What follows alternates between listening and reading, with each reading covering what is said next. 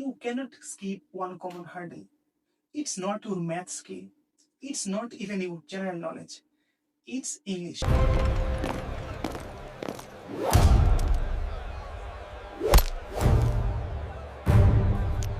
In Bangladesh, there are two ultimate dreams for any graduate: becoming a BCS cadre or landing a high paying role in an MNC.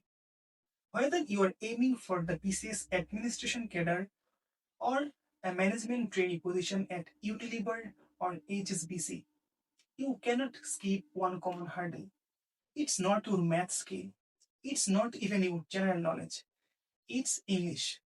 In the BCS written exam, English accounts for 200 marks, often make or break subject, then decide whether you will get your first choice or no cadre at all.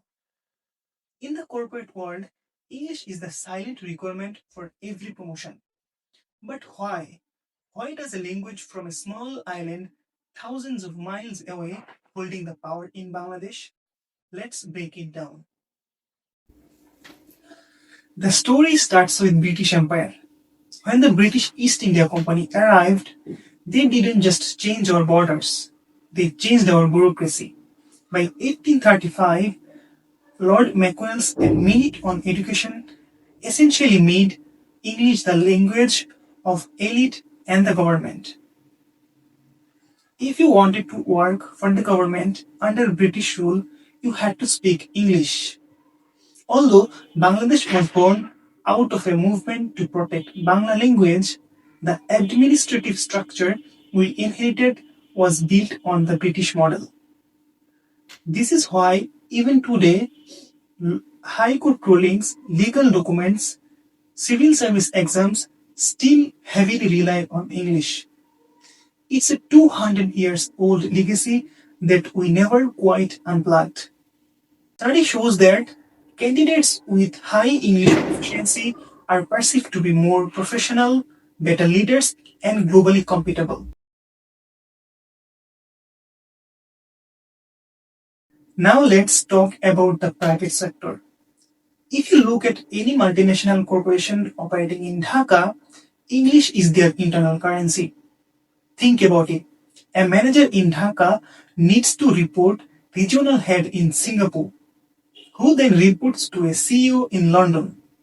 For these companies, English is the only way to keep the gears turning. This creates the linguistic capital. Study shows that candidates with high English proficiency are perceived to be more professional, better leaders, and globally compatible.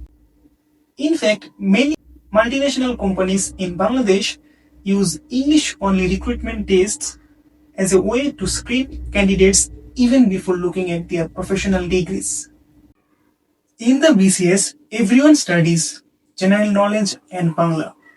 The scores are often very close, but the English paper creates the widest gap. A candidate someone scoring 140 versus someone scoring 90 is almost guaranteed a top tier cadre. This creates a self-reinforcing cycle.